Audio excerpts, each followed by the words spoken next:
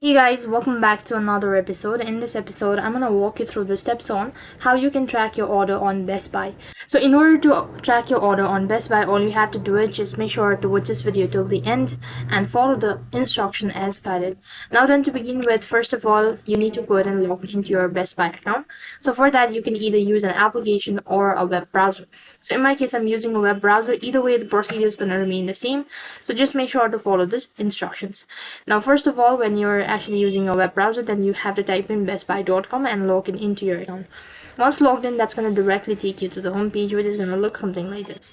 Now, in order to track your order, you'll be able to find an option as order status. Just go ahead and tap on it, and as soon as you click on it, you'll be able to see a drop down menu.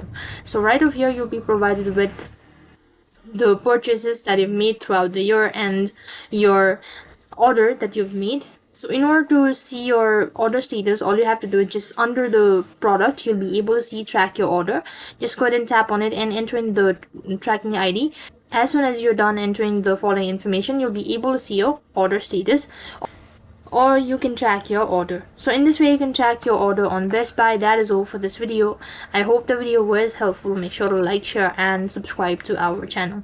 Thank you for watching. See you in the next video.